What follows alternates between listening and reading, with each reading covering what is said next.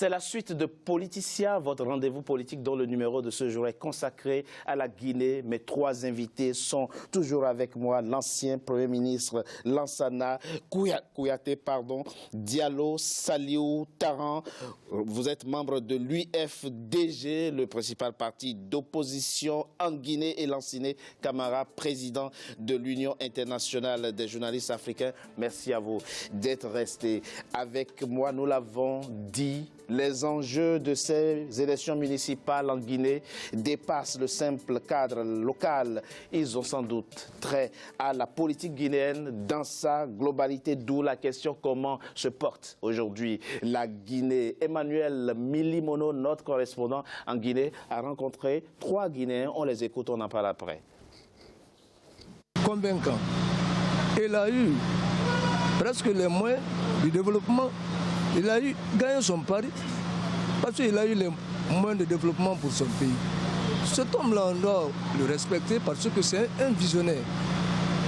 Il a une vision futuriste pour ce pays. Il a tout le temps dit que je suis là pour les jeunes et pour les femmes. Et pour le moment, jusqu'à présent, les jeunes Guinéens sont au chômage. Rien ne va.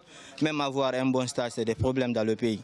Donc, je m'attends à ce que l'État fasse un changement pour les jeunes. Là où je peux le reprocher surtout, c'est dans le cadre judiciaire. Il est tellement léger et les gens font ce qu'ils veulent. La loi n'est pas appliquée à sa juste valeur. Donc sur ce plan, il faut que le gouvernement essaie de revoir ça. Sinon, dans l'ensemble, en matière économique et surtout en matière d'investissement, je peux dire aujourd'hui que vraiment il y a de l'espoir. Monsieur le Premier ministre, vous aviez soutenu l'homme en 2010, vous aviez même contribué à sa victoire. Puis en 2011, vous vous êtes séparé de lui pour basculer dans l'opposition. Où étaient vos points de divergence? C'était l'échec du respect du programme qui avait été adopté par un groupe. C'était justement à propos de cette gouvernance, et déjà les 100 premiers jours, on m'a demandé, j'ai dit, je crois que c'était Africa 24, c'était à Bruxelles. J'ai dit à l'époque qu'en 100 jours, on ne peut pas juger d'une gestion, mais on peut déjà voir les orientations. J'ai dit, or, les orientations que je vois se pointer à l'horizon sont absolument mauvaises. Et je le dis encore plus fort aujourd'hui. Encore aujourd'hui? Encore aujourd'hui qu'hier. Quand quelqu'un m'a demandé, vous avez dit que c'était globalement négatif, j'ai dit oui. Au moment où je le disais, c'était globalement négatif. Parce que quand on dit globalement négatif, ça veut dire qu'il y avait un peu de positif, mais que le négatif l'emportait. Aujourd'hui, je dirais que c'est totalement négatif. Le président en est à sa 8e année. À sa 8e année, c'est ce qui amène justement les tripatouillages. Parce que quand vous êtes à 8 ans de pouvoir, oui, vous n'arrivez à rien régler, ni eau, ni électricité. Les jeunes sont en train de battre les pavés. Ils chôment. Les femmes qui vont au marché partent avec, n'est-ce pas, un boulet dans le ventre parce qu'on ne sait pas quel prix on va trouver là.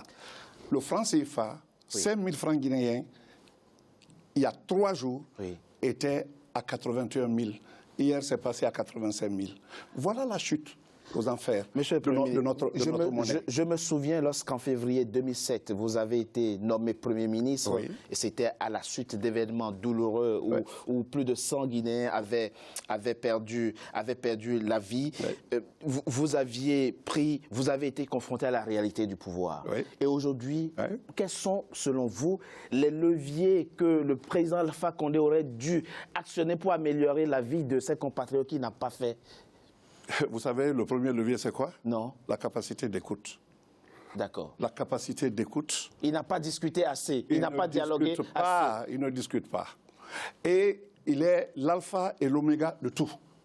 Alors, comment un dirigeant peut diriger son pays si tu n'écoutes pas les sons contradictoires? Si tu n'es pas ouvert au point de savoir que la vérité ne se trouve pas toujours de ton côté. Ces dernières années, il y a eu quand même un cadre de dialogue avec l'opposition. Mais cadre de dialogue, oui. Quels sont les cadres qui ont abouti à des résultats et que ces résultats aient été respectés? Je vous jure, des accords signés. Il y a eu des accords signés. Oui. Il y en a que j'ai signés. Mais ça n'a jamais été appliqué. En 2017, rien n'a jamais été appliqué dans ce pays. Alors, on avait 6% de taux de croissance. Je sais que ça ne suffit pas grand-chose pour, je sais que ça suffit pas grand-chose pour le panier de la ménagère, mais on était loin de la récession. Ce n'est même pas ça. Un point positif quand même. 6%, oui. Pour un pays comme la Guinée, oui. Non seulement nos statistiques sont fausses, voilà. Il faut commencer par ça. Le FMI et la Banque mondiale et le premier de tout ça. Oh mon Dieu, si vous saviez, heureux qui ne sait pas. Heureux qui ne sait pas. Je vous assure, ce sont de faux chiffres. Vous êtes un grand diplomate. Je suis un diplomate, c'est pourquoi j'utilise ce langage. Vous doutez de la fiabilité des organismes internationaux? Je doute de la fiabilité parce qu'il y a beaucoup de choses qui se passent en dessous que vous ne connaissiez pas et que moi je connais de par ma fonction de diplomate précisément. Il est temps de le dire. Monsieur Diallo, un regard sur la gestion du président Alpha Condé de votre pays, la Guinée. Bon, mon regard sur le... Très rapidement. Très rapidement. Je dirais tout simplement que nous sommes déçus, complètement déçus de la gestion du pouvoir du professeur Alpha Condé. Mais je ne m'attendais pas à autre chose non plus de votre part. C'est que, bon, vous ne pouvez pas attendre effectivement quelque chose de ma part parce que vous savez ce qui se passe actuellement en Guinée. Donc, mais moi, ce que je pourrais dire par rapport à tout ça... Ce qui se passe en Guinée, ce qui se passe et ce qui s'est passé pendant toutes ces années-là. Excusez-moi d'apporter toujours mes éléments de discussion. Oui, c'est que vous avez eu un plan de développement économique et social 2011-2015, puis un autre pour lequel vous avez, le président vient d'ailleurs de mobiliser à Paris à l'occasion d'une table ronde 24 milliards. Je vois que ça vous fait sourire. Mais des choses nous intéressent, ce sont les résultats. D'accord. Vous comprenez? D'accord. Ce sont les résultats qui nous intéressent. Et quand le président vous dit « j'ai pris la Guinée en 2010 dans une situation catastrophique, il faut du temps pour que j'ai les résultats », vous pensez que... Vous savez, oui. Pour vous dire vrai, nous, on n'attendait pas beaucoup grand-chose du professeur Alpha Condé, dès le début. Mais quand même, on pensait... Oui. Que parmi les différents secteurs du développement économique d'un pays, il allait au moins privilégier ne serait-ce qu'un ou deux pour dire je ne pourrais pas tout faire parce que le retard que le Guinée a acquis de 58 jusqu'à l'arrivée du professeur Alpha Condé, c'était énorme. D'accord? Donc, dire que moi, dans un espace de 2 ans ou 2 mandats, je pourrais redresser tout ça, on savait que c'était fou. D'accord. Mais quand même, on pensait que le professeur Alpha Condé allait privilégier ne serait-ce que des secteurs du développement économique du pays. Ce qui n'est pas le cas. Mais il n'a absolument rien fait. Même le secteur minier, vous ne pensez pas qu'il y a... Le secteur minier, mais c'est là où il y a... C'est le plus... Bon, le secteur minier... Alors, je rappelle toujours que les membres du RPG, le parti au pouvoir, n'ont pas daigné répondre positivement à notre invitation. Autrement, le débat se passerait autrement. Dites-nous, doyen, camarades, je dois vous poser aussi la question. Vous pensez que la gestion que fait le président Alpha Condé de votre pays est aussi catastrophique que le disent vos 2 autres compatriotes à cette table? Non, je ne suis pas totalement d'accord. Merci. Pour une fois, pour plusieurs raisons. Dites-nous. La politique n'est pas une science exacte. D'accord. Et c'est la raison pour laquelle il faut être à la fois rigoureux et aller effectivement vers ce que nous appelons les résultats positifs.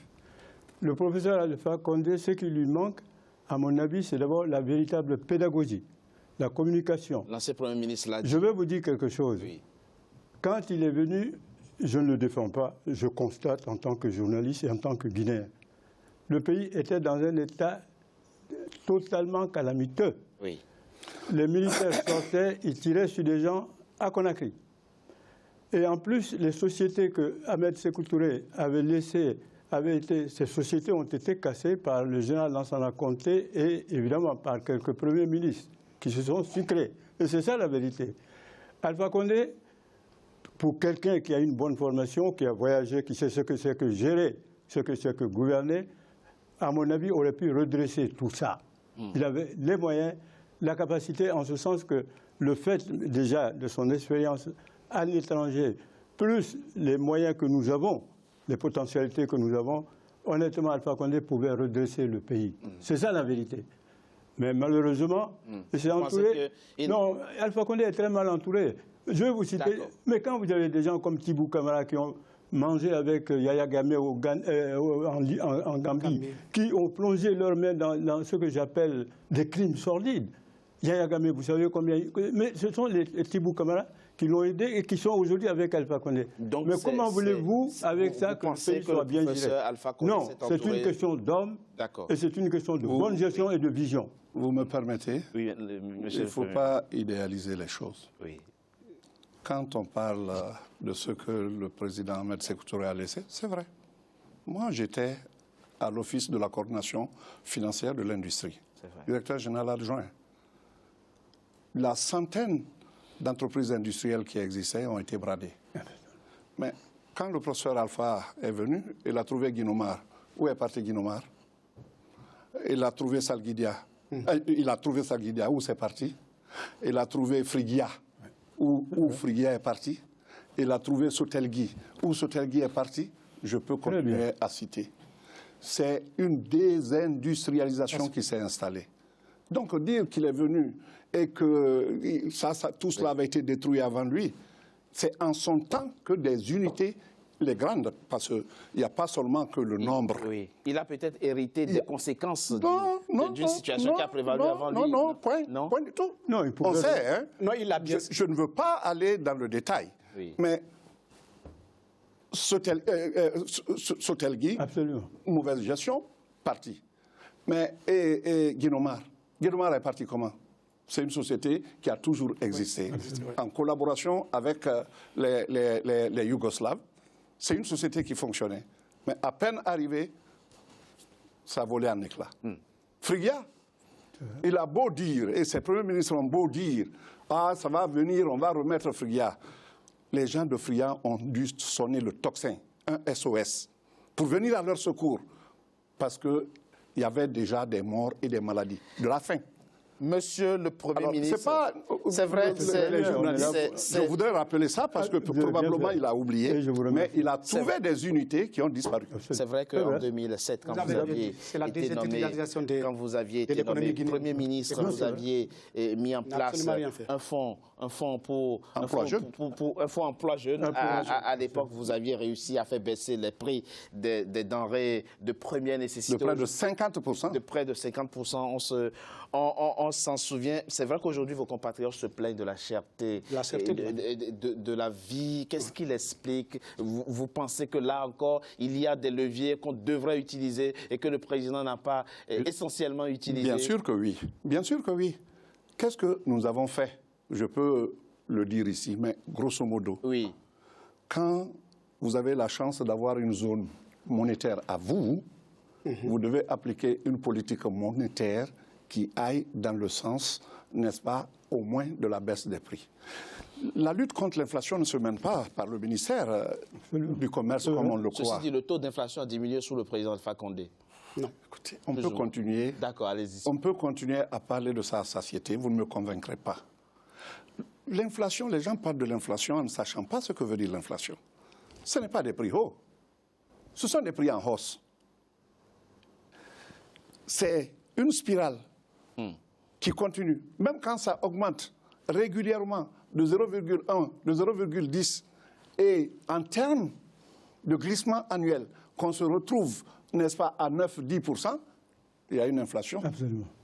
Il ne faut pas confondre du tout. Mais comment faire? Parce que c'est la solution qui importe. C'est ça. C'est la gestion monétaire. Quand je suis venu, j'ai mis un gouverneur en place. D'abord, il faut retourner aux fondamentaux. Le gouverneur de la Banque centrale. Le gouverneur, la Banque centrale est une banque qui est devenue une banque primaire. Tous ces hauts responsables ont leur compte à la Banque centrale. Une banque centrale est faite pour ça? Non. Non. Non. C'est comme si le grossiste prenait le travail du détaillant. Absolument. Les banques primaires sont là. Ça, c'est un. De deux, quand on prend le cours de l'argent, la Guinée n'a pas de problème de compétitivité. Qu'est-ce qu'on exporte? C'est vrai. C'est vrai. On n'a pas de problème de compétitivité. Oui, donc on doit avoir une monnaie forte. On peut se payer le luxe d'avoir une monnaie forte pour impacter sur les prix intérieurs. Voilà tout le secret.